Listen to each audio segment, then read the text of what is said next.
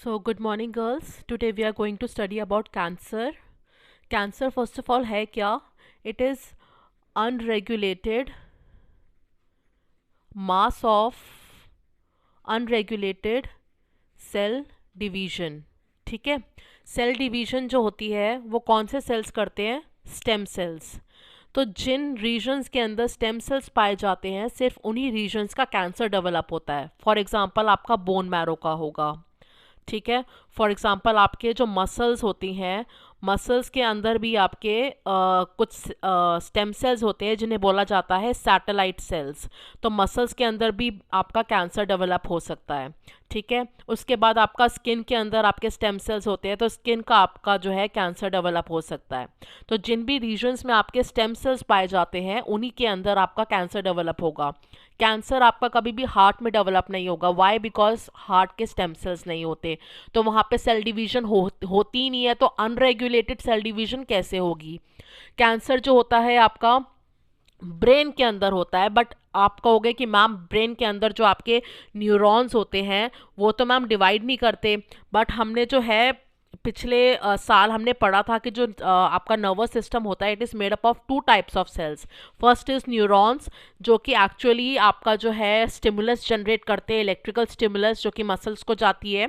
And second जो आपके supporting sales होते हैं न्यूरोग्लाया सेल्स. ठीक है, न्यूरोग्लाया सेल्स जो होते हैं न्यूरॉन्स को सपोर्ट करते हैं. न्यूरॉन्स को एक तो सपोर्ट करेंगे, उसको प्रोटेक्ट करेंगे, उसको ब्लड सप्लाई प्रोवाइड करेंगे, उसको ऑक्सीजन प्रोवाइड करेंगे.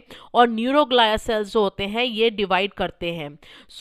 जो ब्रेन ट्यूमर्स होते हैं वो किसकी वजह से होते हैं? वो न्यूरोग्लाया के अनरेगुलेटेड सेल डिवीजन की वजह से होते हैं. अब कैंसर जो है मैंने यहाँ पे लिखा है it is due to accumulated mutations in the DNA. ठीक है, अक्यूमुलेटेड म्यूटेशंस मतलब कैंसर होने के लिए एक म्यूटेशन की ज़रूरत नहीं होती है. देखो सेल साइकिल के अंदर बहुत सारे चेक पॉइंट्स होते हैं. ठीक है, आपका G1 का चेक पॉइंट है, आपका G2 का चेक पॉइंट है, आपका एम फेस का जो एंट्री का जो पॉइंट है उसमें चेक पॉइंट होता है. उसमें चेक किया जाता है वेदर डीएनए जो है उसके अंदर कोई म्यूटेशन तो नहीं हो गई है. अगर म्यूटेशन हो गई है तो उस सेल को डिस्कार्ड कर दिया जाता है, सेल साइकिल से रिमूव करके उसकी डेथ करा दी जाती है. ठीक है, तो अब यहाँ पे जो चेक पॉइंट्स पे जो कि गार्ड्स हैं जो कि चेक कर रहे हैं डीएनए को. ठीक है, अगर ये डीएनए जिसके अंदर म्यूटेशन है अगर ये सेल साइकिल में एंटर कर जाता है और उसको गार्ड्स पकड़ नहीं पाते तो अब ये अनरेगुलेटेड सेल डिवीजन में एंटर कर जाएगा. तो या तो आपके जो चेक पॉइंट के जो आपके प्रोटीन्स है उनके अंदर उनकी जीन्स के अंदर म्यूटेशन हो जाए, मतलब डीएनए म्यूटेशन. सेकेंड, अगर चेक पॉइंट आपका इवेड कर गया है, कोई सेल चेक पॉइंट से निकल गया है जबकि उसका डीएनए म्यूटेटेड था, किसी एक जगह पे म्यूटेशन थी, तो आगे चल के क्या होता है कि आगे चल के ट्यूमर सप्रेसर जीन्स होती हैं आपकी. ट्यूमर सप्रेसर जीन्स ये ट्यूमर सप्रेसर प्रोटीन्स बनाती है. ये ट्यूमर्स जो होते हैं कई बार ट्यूमर्स बन जाते हैं तो आपके वहाँ पे प्रोटीन्स आते हैं जो कि हेल्प करते हैं उन सेल्स को मारने के लिए, या उन सेल्स से जो भी आपके प्रोटीन्स बन रहे हैं कैंसर सेल से कुछ ऐसे प्रोटीन्स बनते हैं जो उन्हीं कैंसर सेल्स को सेल साइकिल में एंटर करवाते हैं और गार्ड सेल्स को बिना देखे उनसे निकल जाते हैं. तो उन प्रोटीन्स को मारने के लिए ये ट्यूमर सप्रेसर प्रोटीन्स होते हैं जो कि उनको बाइंड कर लेते हैं जिसकी वजह से वो गार्ड सेल्स के आगे दिख जाएं, उनको उनके बिना उनकी नज़रों से छुप के निकल ना जा सके. तो क्या होता है कई बार इन ट्यूमर सप्रेसर जीन्स के अंदर म्यूटेशन हो जाती है जिसकी वजह से ट्यूमर सप्रेसर प्रोटीन्स नहीं बन पाते. कई बार सेल साइकिल के चेक पॉइंट के प्रोटीन्स नहीं बन पाते. ठीक है, हमारी बॉडी में आपको पता है less than 2% of the DNA जो है वो प्रोटीन्स बना रहा है, बाकी मोर देन 98% जो है वो आपका रेगुलेटरी डीएनए है. उसके अंदर की जो जीन्स है या उसके अंदर के जो रीजन्स हैं वो आपके एक्सप्रेस नहीं हो रहे हैं. बट बहुत सारे रीजन्स ऐसे होते हैं जिनका प्रमोटर होता है लेकिन वो एक्सप्रेस नहीं होते हैं. उन रीजन्स को बोला जाता है प्रोटो ऑन्कोजीन्स. प्रोटो ऑन्कोजीन्स में क्या है कि आपका जीन है, ठीक है, उसके अंदर प्रमोटर है और ये टर्मिनेटर भी है, बट प्रमोटर जो है somehow it is inaccessible to the RNA polymerase. RNA polymerase इस पे आके बैठ नहीं पा रहा है. ठीक है, किसकी वजह से कि इसके साथ जो है दूसरा डीएनए जो है ऐसे कॉइल्ड अप है कि जो है आपका इस तरीके से कॉइल्ड अप है, एक डीएनए ऐसे, एक डीएनए ऐसे, ऐसे राउंड अप हो रहा है कि आरएनए पॉलीमरेज को जगह नहीं मिल पा रही है बैठने के लिए। तो कई बार ऐसा होता है कि आपकी कोई जीन म्यूटेशन ऐसे शो कर देती है इस रीजन की कि ये लूप हट जाता है और आरएनए पॉलीमरेज इस प्रमोटर पे आके बैठ जाता है, और फिर जब ये वाली जीन एक्सप्रेस होती है तो इसका एक्सप्रेशन का जो प्रोटीन होता है वो कैंसर कॉजिंग एजेंट होता है। कैंसर कॉजिंग एजेंट मतलब या तो वो ट्यूमर सप्रेसर प्रोटीन को इनएक्टिव करेगा या वो सेल साइकिल के चेक पॉइंट से बच के निकलने की कोशिश करेगा। ठीक है, तो जब ये प्रोटो ऑन्कोजीन्स एक्टिव हो जाती है and they start expressing themselves, तब इनको बोला जाता है सेल्यूलर ऑन्कोजीन्स, सी ऑन्कोजीन्स, सेल्यूलर ऑन्कोजीन्स, सी ऑन्कोजीन्स। ठीक है, तो मैंने आपको बताया कि ये आपकी कैंसर होता है it is due to mutations in the checkpoint proteins genes, ठीक है, tumour suppressor genes and proto oncogenes. ठीक है, कई बार बेटा ऐसा भी होता है कि आपका एक डीएनए था, ठीक है, और ये प्रमोटर था, ये जीन थी और ये टर्मिनेटर था। ओके, अब इसके अंदर जो है एक वायरस किसी ने सेल को इन्फेक्ट किया और वो जो वायरस था वो वायरस इसकी विसिनिटी में आके बैठ गया। ठीक है, और उसका प्रमोटर इस तरीके से था, ये था वायरस का प्रमोटर। तो अब जब वायरस का प्रमोटर जो है, जब ये जीन है, जब आरएनए पॉलीमरेज इस पे आके बैठेगा तो आरएनए पॉलीमरेज साथ वाले प्रमोटर पे भी आके बैठेगा और वो इसको भी ट्रांसक्राइब कराएगा, इसको भी ट्रांसक्राइब कराएगा। ठीक है, तो कई बार क्या होता है कि कई बार हम वायरस मैंने आपको यहाँ पे लिखवा रखा है कॉजेज ऑफ कैंसर के अंदर, बायोलॉजिकल एजेंट्स के अंदर oncogenic viruses having viral oncogenes. कई बार सेल्स के अंदर इंटीग्रेट हो जाती है वायरस की जीन्स। ठीक है, तो हमारे डीएनए के अंदर अगर वायरस की जीन्स इन्फेक्ट हो जाए तो या तो वो हमारी प्रोटो ऑन्कोजीन्स को एक्टिवेट कर देते हैं या वो वायरस की जो जीन्स जो हमारे डीएनए के अंदर आई हैं वो खुद एक टाइप की कैंसर जीन है, तो उसके ऊपर आरएनए पॉलीमरेज आके बैठता है और वो जो है कैंसर कॉजिंग प्रोटीन प्रोड्यूस करता है। कभी भी कैंसर अपने आप नहीं होता, प्रोटीन्स की वजह से होता है। या तो जो कैंसर को प्रिवेंट करने वाले प्रोटीन्स हैं उनको इनएक्टिवेट कर दिया जाता है या कैंसर को प्रमोट करने वाले प्रोटीन्स का एक्सप्रेशन स्टार्ट हो जाता है। तो यही दो रीजंस है कैंसर होने के। ठीक है, और ये कैंसर होने के रीजंस जो है जिसमें जैसे कि ट्यूमर सप्रेसर जीन्स जो हैं जो कि ट्यूमर सप्रेसर प्रोटीन्स बनाती है जो कि ट्यूमर को सप्रेस करता है, उनके अंदर म्यूटेशन हो गई तो कैंसर को रोकने वाला एजेंट खत्म हो गया। या प्रोटो ऑन्कोजीन्स अगर एक्टिवेट हो गई तो कैंसर को कॉज करने वाला एजेंट क्रिएट हो गया जो कि सेल साइकिल से उसको आराम से बच के चेक पॉइंट से निकाल देगा। और एक बार अगर डीएनए म्यूटेटेड वाला सेल साइकिल के चेक पॉइंट से निकल के एम फेज में आ जाए तो फिर वो कंटिन्यूअस साइकिल करता रहता है, फिर उसको रोकने का कोई तरीका नहीं होता। ठीक है, कैंसर सेल्स के पास एक और प्रॉपर्टी होती है कि वो जो होते हैं ना अनडिफरेंशिएटेड सेल्स होते हैं। आपको मैंने बताया था कि जो सेल्स डिवाइड करते हैं, ठीक है, वो डिफरेंशिएटेड हो जाते हैं, डिफरेंशिएटेड, दे बिकम डिफरेंशिएटेड। जो सेल्स डिवाइड नहीं करते वो डिफरेंशिएटेड सेल्स हो जाते हैं, वो एक फंक्शन अडॉप्ट कर लेते हैं। फॉर एग्जांपल आरबीसी डिवाइड नहीं करती है, it is called as red blood cell और एरिथ्रोसाइट, क्योंकि इसने एक फंक्शन अडॉप्ट कर लिया है हीमोग्लोबिन को कैरी करने का, so it can no longer divide. कौन डिवाइड करता है? बोन मैरो में ब्लड स्टेम सेल्स डिवाइड करते हैं, ब्लड के स्टेम सेल्स। अब उनको जो डिवाइड करते हैं उन सेल्स का नाम क्या पड़ा हुआ है? Stem cell. उनका कोई पर्टिकुलर नाम नहीं है, ठीक है, उनका कोई पर्टिकुलर नाम नहीं है क्योंकि वो अनडिफरेंशिएटेड सेल्स हैं।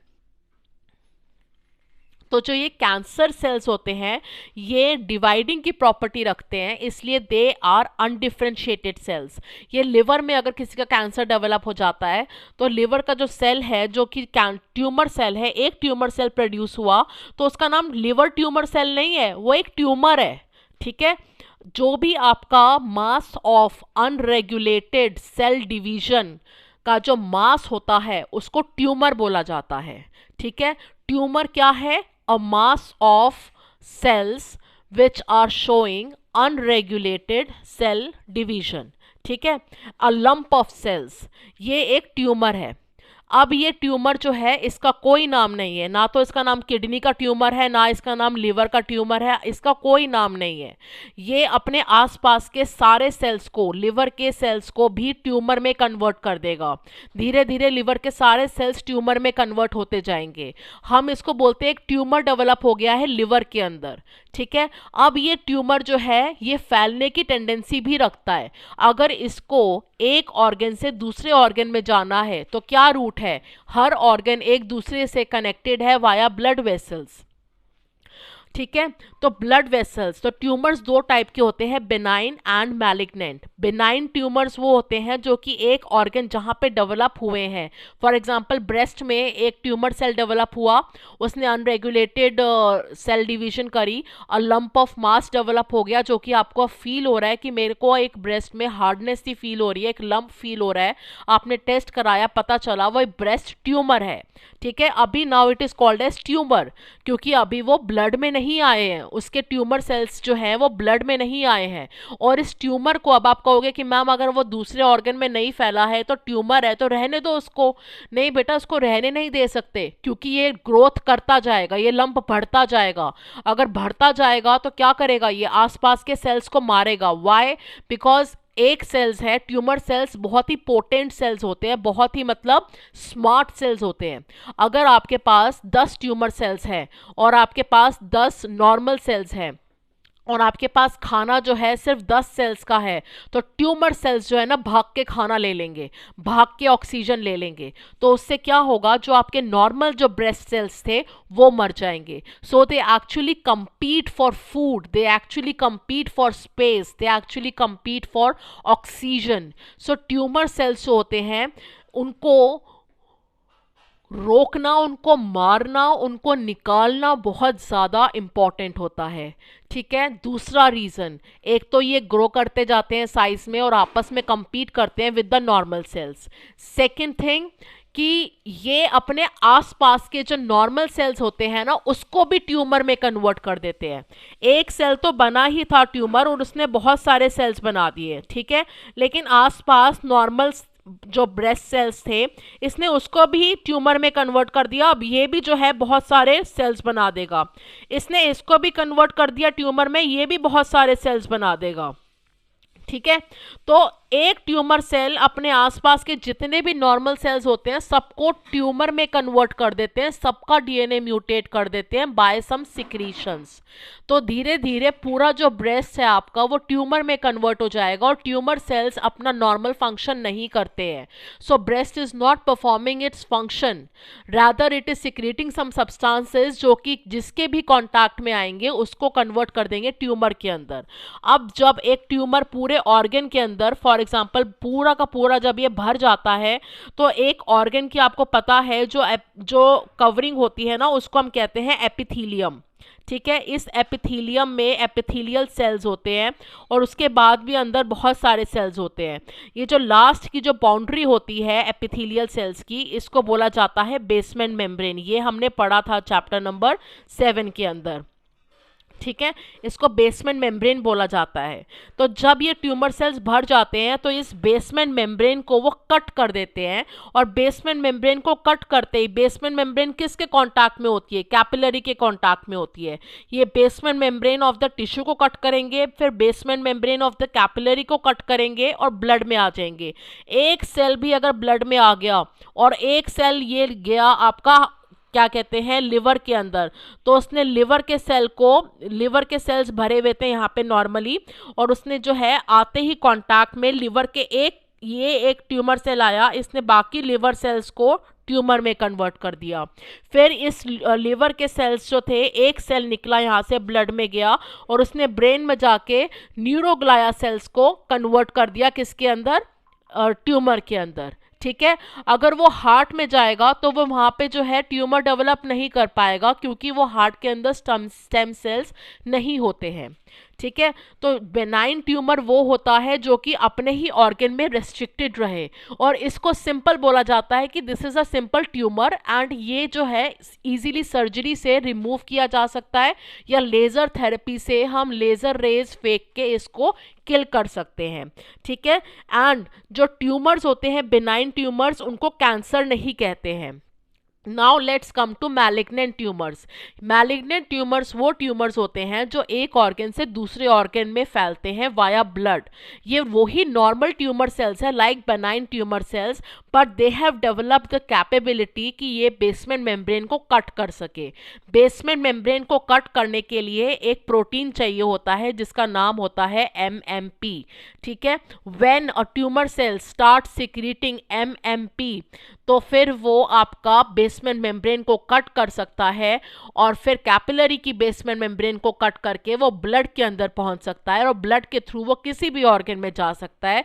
Then that tumour cell becomes a cancer cell और अ मैलिग्नेंट ट्यूमर सेल।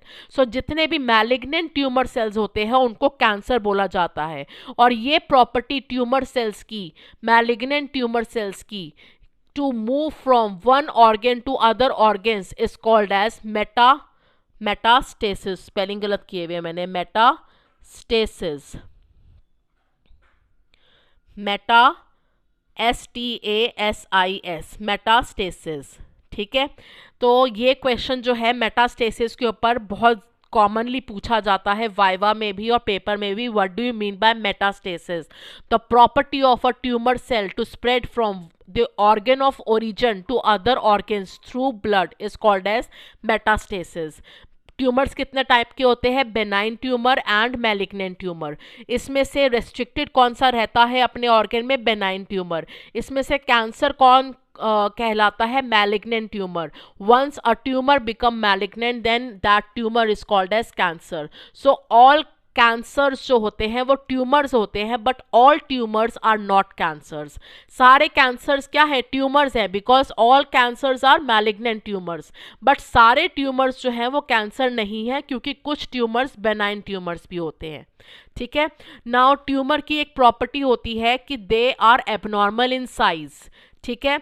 उनका साइज बड़ा होता है, उनकी शेप भी अलग होती है, उनके अंदर क्रोमेटिन मटेरियल भी बहुत ज़्यादा होता है, and they increase in number. Increase in number को जो है उसका जो वर्ड होता है उसे कहते हैं हाइपरप्लेजिया। हाइपरप्लेजिया मतलब increase abnormal, increase in the number. Anaplasia मतलब एबनॉर्मल साइज। ठीक है। Now features of tumour cells की अगर बात की जाए तो first of all contact inhibition. एक जगह थी जहाँ पे आपको वूंड हो गया, यहाँ पे आपके जो थे सेल्स प्रेजेंट थे। ठीक है।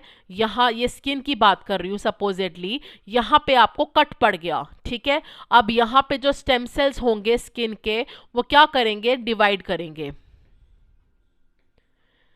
ठीक है। अब इस सेल को देखो, इस सेल को इससे भी कांटेक्ट मिल रहा है, इससे भी टच मिल रहा है, इससे भी टच मिल रहा है, इससे भी टच मिल रहा है, इससे भी टच मिल रहा है, इसके पीछे वाले सेल से भी टच मिल रहा है। तो now this cell will say कि नाउ अब मुझे डिवाइड करने की जरूरत नहीं है, because I am getting touch from all the sides, that means space fill up हो चुकी है। This is called as contact inhibition. Contact जब हो जाता है एक सेल को चारों तरफ से, तो फिर वो अपनी सेल साइकिल को इनहिबिट कर देता है। बट ट्यूमर सेल्स क्या है? ट्यूमर सेल्स ग्रो करे जा रहे हैं, करे जा रहे हैं, करे जा रहे हैं, एक दूसरे के ऊपर चढ़े जा रहे हैं, स्पेस नहीं है फिर भी भरे जा रहे हैं। That means they have lost the property of contact inhibition. Second, आप जो लाइसोसोम्स आपने पढ़े थे, they are the suicidal bags of the cell. इनके अंदर लाइसोजाइम्स होते हैं, हाइड्रोलिटिक एंजाइम्स होते हैं। जब एक सेल को लगता है कि उसके अंदर डैमेज हो गया है, तो वो क्या करता है? अपने लाइसोसोम्स को फाड़ देता है, और उसके अंदर के बहुत सारे एंजाइम्स रिलीज होते हैं जो कि उस सेल को मार देते हैं। तो उस सेल को बोला जाता है कि this cell has committed suicide. तो लाइसोसोम्स को सुसाइडल बैग्स भी कहते हैं। ठीक है। ये होता है कि जब सेल अपनी मर्जी से मरा है, लेकिन जब हमें लगता है कि एक सेल जो है डैमेज हो गया है तो हम उसके ऊपर एक बटन होता है उसको प्रेस करते हैं और वो सेल जो है इमीडिएटली बर्स्ट हो जाता है। That is called as programmed cell death.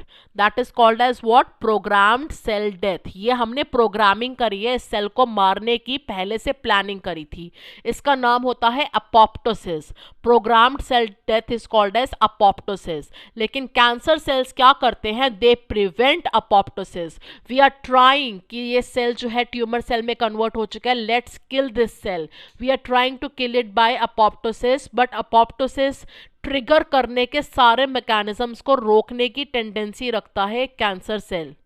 ठीक है, देन उसके बाद they compete for nutrition with neighbouring normal cells, and since tumour cells are more potent because they have their own growth factors, neighbouring cells start to die. आप एक cell जो होता है उसको जिंदा रहने के लिए ग्रोथ फैक्टर्स चाहिए होते हैं। ठीक है, ग्रोथ फैक्टर्स आपके पास लिमिटेड अमाउंट में आते हैं और हर सेल को हर सेकेंड ग्रोथ फैक्टर मिल रहा है जिंदा रहने के लिए। जिस सेकेंड भी एक सेल को ग्रोथ फैक्टर नहीं मिला वो मर जाएगा उस वक्त। बट कैंसर सेल्स जो होते हैं वो सेल्फ पोटेंट है, वो उनके पास सेल्फ सफिशिएंट है, उनको किसी भी ग्रोथ फैक्टर की जरूरत नहीं है। आसपास के ग्रोथ फैक्टर्स ले लेंगे, ठीक है, अगर आसपास के ग्रोथ फैक्टर्स ले लेंगे तो आसपास के सेल्स मरने शुरू हो जाएंगे। आसपास की ऑक्सीजन आ रही है तो सबसे पहले ये है क्या? ये हुलिगन्स है। हुलिगन्स मतलब गुंडे हैं ये, तो सबसे पहले चुराएंगे ऑक्सीजन को। तो नेबरिंग सेल्स जो बेचारे जो हमारी नॉर्मल पब्लिक है वो मारी जाएगी। ठीक है, इनको चोरी करने की आदत है, ये ऑक्सीजन भी चोरी सबसे पहले करेंगे, ये खाना भी सबसे पहले चोरी करेंगे। तो क्या होगा? नॉर्मल सेल्स जो है वो मरेंगे। उसके बाद नॉर्मल सेल्स अगर मर भी गए और सारे के सारे ट्यूमर सेल्स बच गए तो भी दे आर नॉट डिपेंडेंट कि हमारी बॉडी जो है हमें इन ट्यूमर सेल्स को ग्रोथ फैक्टर्स दे, क्योंकि बॉडी क्या करेगी? ना तो तुम अपोप्टोसिस से मर रहे हो तो अब मैं तुम्हें ना ग्रोथ फैक्टर ही नहीं दूंगी, अब तुम जिंदा रह के दिखाओ। तो कैंसर सेल्स के पास they start secreting their own growth factors, क्योंकि हर सेल के ऊपर एक रिसेप्टर होता है और उस रिसेप्टर पे ग्रोथ फैक्टर का आके बैठना बहुत ज़रूरी होता है, जिससे उसको स्टिमुलस मिलता है जिंदा रहने का। ठीक है, नॉर्मली ये आसपास के ग्रोथ फैक्टर्स को ले लेते हैं। जब आसपास के सारे सेल्स जब मर गए हैं इनके नेबरिंग एरिया में, तो क्या करते हैं? ये खुद ग्रोथ फैक्टर्स निकालते हैं और अपने ऊपर ही बिठा देते हैं, अपने रिसेप्टर के ऊपर। तो they are now not dependent on the body to supply them growth factors.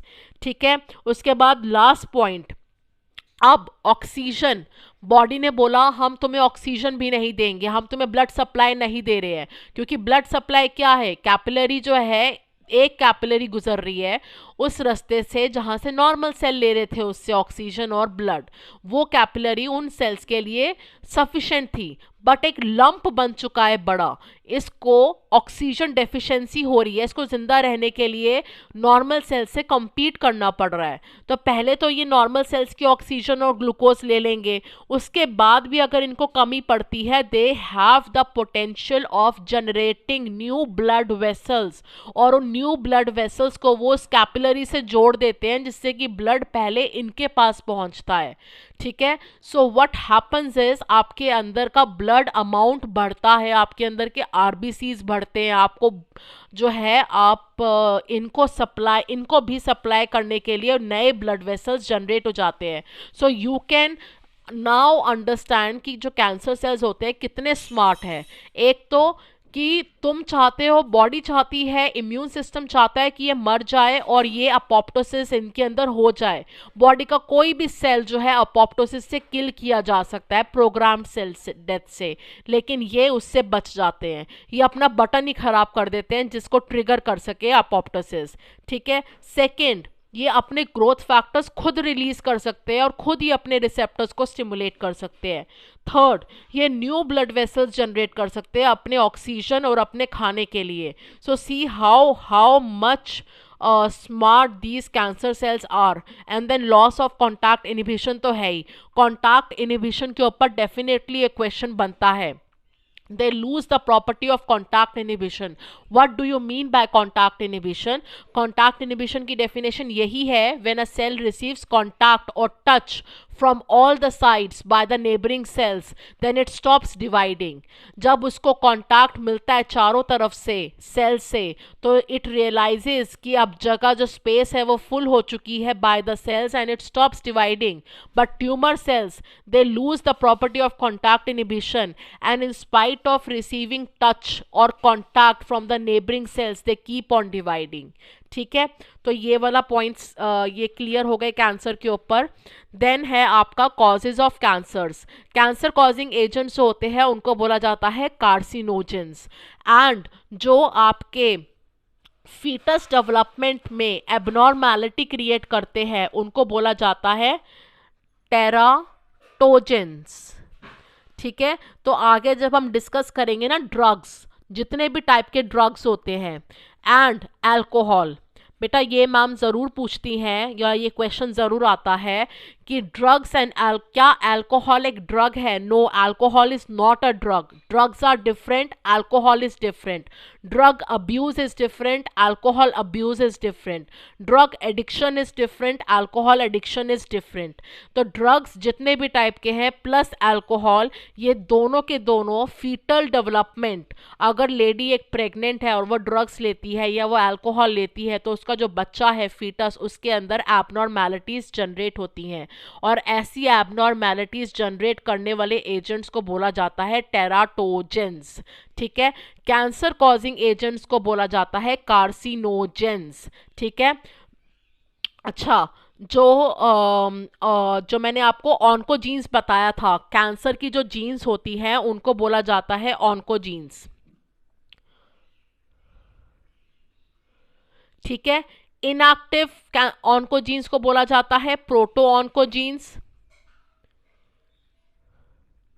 ठीक है, और जो एक्टिव ऑन्कोजीन्स होती है उनको बोला जाता है सेल्यूलर ऑन्कोजीन्स.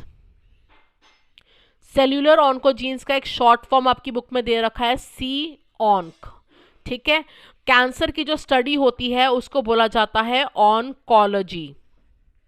और जो कैंसर को स्टडी करते हैं, जो डॉक्टर्स जो कैंसर को ट्रीट करते हैं उनको बोला जाता है ऑन्कोलॉजिस्ट. ठीक है, कैंसर कॉजिंग एजेंट्स को बोला जाता है carcinogens. So you have to remember these terms. Oncology is the study of cancer, oncogenes are the cancer causing genes, carcinogens are the cancer causing agents. ठीक है, ये एजेंट्स जो है कार्सिनोजेंस, ये 3 टाइप के होते हैं, physical, chemical and biological. Physical में आपकी रेडिएशंस आती हैं और रेडिएशंस पे क्वेश्चन कैसा बनता है, आयोनाइजिंग रेडिएशंस कौन सी है एंड नॉन आयोनाइजिंग रेडिएशंस कौन सी हैं. सो ये नीट में भी क्वेश्चन आता है, UV rays are ionizing, UV rays are non ionizing. Assertion reason में भी आ सकता है या किसी और तरीके से भी आ सकता है. तो UV rays are non ionizing cancer causing agents while x-rays and gamma rays are ionizing radiations. तो ionizing कौन सी radiations है और non ionizing कौन सी radiations है, ये आपको learn करनी है. then chemicals में tobacco आ जाएगा, अजीनोमोटो आ जाएगा, ये आपके chemical agents है जो कि आपके tobacco कर लो, आप drugs कर लो, ये भी आपके जो है कुछ, जैसे tobacco is a drug.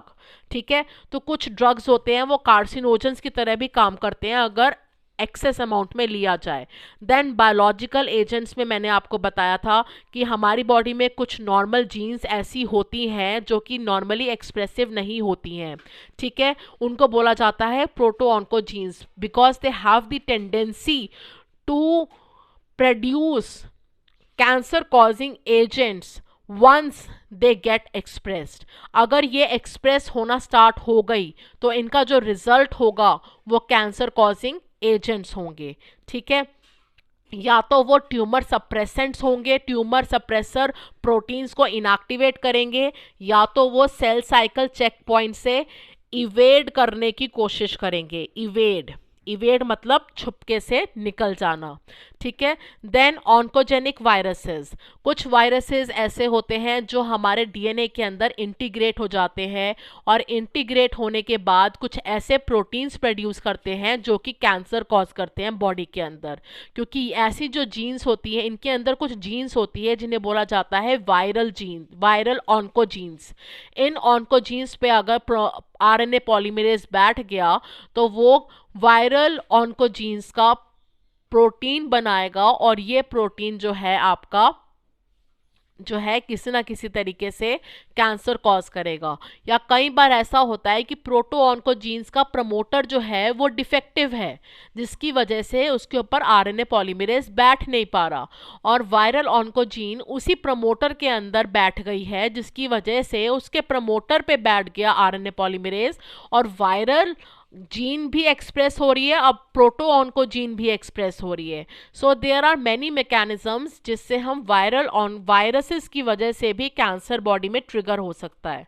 Then cancer detection and diagnosis, biopsy करते हैं हम सस्पेक्टेड टिश्यू की। बायोप्सी में हम क्या करते हैं, टिश्यू को छोटे छोटे सेक्शंस में काटते हैं और उनको स्टेन करते हैं और सेल्स को स्टडी करते हैं। अगर सेल का एबनॉर्मल साइज है, बड़ा साइज है, एबनॉर्मल शेप है, उसके अंदर जो क्रोमैटिन मटेरियल है, बाकी सब सेल्स तो इतने इतने से हैं और कुछ सेल्स आपके बड़े हैं, बाकी सेल्स के अंदर आपका जो न्यूक्लियर मटेरियल है वो इतना इतना दिखाई दे रहा है, ठीक है, और किसी के अंदर इतना इतना दिखाई दे रहा है, या छोटे सेल्स है लेकिन मटेरियल जो है पूरा भरा हुआ है क्रोमैटिन मटेरियल, तो क्या होगा, उसको हम कैंसर कहेंगे, क्योंकि कैंसर का साइज भी एबनॉर्मल होता है, उसकी शेप भी एबनॉर्मल होती है, नेबरिंग सेल से उसका क्रोमैटिन मटेरियल भी डबल होता है, ठीक है। तो ऐसे सेल्स को अगर आपको बायोप्सी में अगर आपको एक ही टाइप के सेल्स दिख रहे हैं सारे, तो मतलब वो नॉर्मल टिश्यू है, लेकिन अगर उसके अंदर कुछ एबनॉर्मल सेल्स दिख रहे हैं, एबनॉर्मल का मतलब मेजॉरिटी ऑफ जो थाउजेंड्स ऑफ सेल्स है वो तो एक जैसे है, लेकिन 5, 6, 10 सेल्स आपको अलग से दिख रहे हैं आसपास के सराउंडिंग से, that means they are cancerous cells. Then आपका रेडियोग्राफी आता है, एक्सरेज। एक्सरेज के अंदर आपने देखा होगा कि वाइट रीजन होता है और ब्लैक रीजन होता है। वाइट रीजन वो होता है जिसमें से एक्सरेज पास नहीं हो पा रही हैं क्योंकि उसकी डेंसिटी ज़्यादा है। तो जितने भी आपकी जो बोन्स होती हैं वो सारी की सारी जो होती हैं वाइट कलर की दिखती है। जो आपकी मसल्स होती हैं उसमें से रेडिएशंस पास होती है थोड़ी बहुत, तो वो आपको ग्रे दिखती है, लेकिन बोन्स में से रेडिएशंस बिल्कुल ही पास नहीं हो पाती, वापस रिफ्लेक्ट हो जाती है, इसलिए बोन्स वाइट दिखती हैं। मसल्स जो होती हैं वो ग्रे दिखती हैं, ठीक है, ग्रे, ये ई आना चाहिए था यहाँ पे। और जो आपका कैंसर होता है, कैंसर जो है वो नॉर्मल टिश्यू से ज़्यादा डेंस है, और देखो जो बिल्कुल डेंस है वो तो आपका दिख रहा है वाइट कलर का, मतलब सारी बोन्स आपकी वाइट दिखेंगी, ठीक है। जो आपका टिश्यू है वो आपका दिखेगा ग्रे, ठीक है। और जो आपकी एयर है, जो खाली रीजन है, जैसे कि यूरिनरी ब्लैडर हो गया, आपका यूट्रस हो गया, जो खाली रीजन है वो आपका दिखता है एकदम ब्लैक, ठीक है।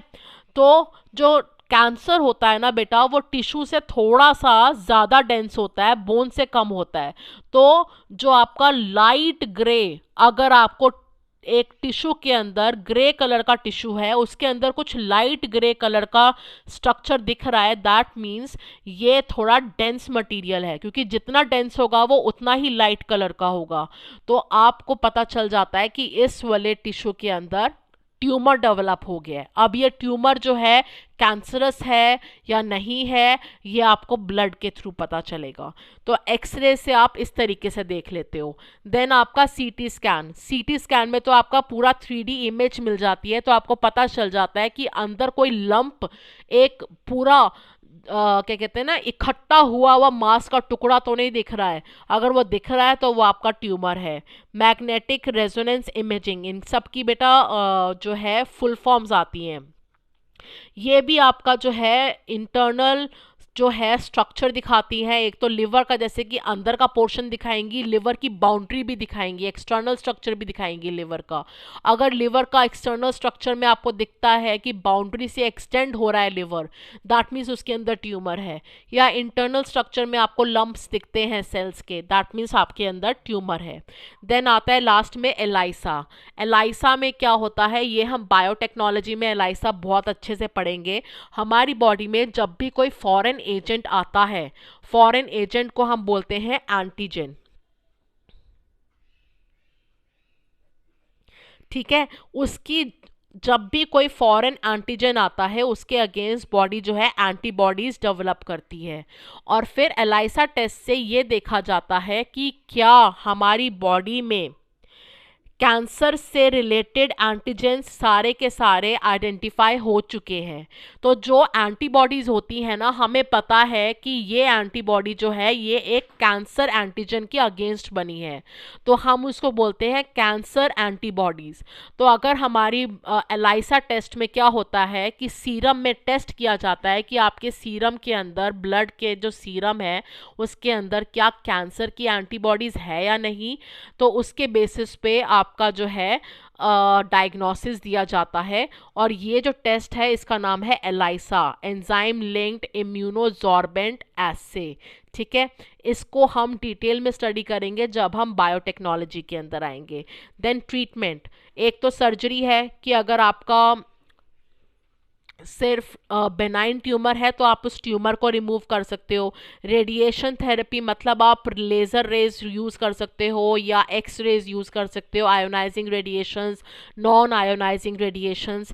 इम्यूनोलॉजी में आप क्या कर सकते हो, साइटोकाइंस यूज़ कर सकते हो। साइटोकाइंस जो होते हैं हम अभी पढ़ेंगे इम्यूनिटी के अंदर, ये ग्लाइकोप्रोटीन्स होते हैं, ये कैंसर ट्यूमर सेल्स को किल करने का काम करते हैं। एंड देन कीमोथेरेपी, कीमोथेरेपी में आप केमिकल्स अपनी बॉडी में डालते हो और ये केमिकल्स जो होते हैं ये कैंसर को मारने के लिए होते हैं। कैंसर इजीली नहीं मरते हैं कैंसरस सेल्स, तो ये बहुत ही स्ट्रॉन्ग केमिकल्स होते हैं। ये एक कैंसर को मारेंगे तो आसपास के 100 अदर नॉर्मल सेल्स मर जाते हैं। जब कैंसर सेल मरेगा इसका मतलब नॉर्मल सेल्स तो बहुत इजीली मर जाएंगे। इसीलिए आपको जो है कीमोथेरेपी बहुत डिफ़िकल्ट होती है, बहुत पेनफुल होती है, क्योंकि उसमें कैंसर सेल्स नहीं मर रहे हैं बॉडी के, और नॉर्मल सेल्स भी मर रहे हैं। So this was all about this was all about cancer. So I guess मैंने कैंसर कंप्लीट कर दिया है। अब इससे रिलेटेड जो भी डाउट हो मुझे वॉइस मैसेज में प्लीज़ पूछ लेना।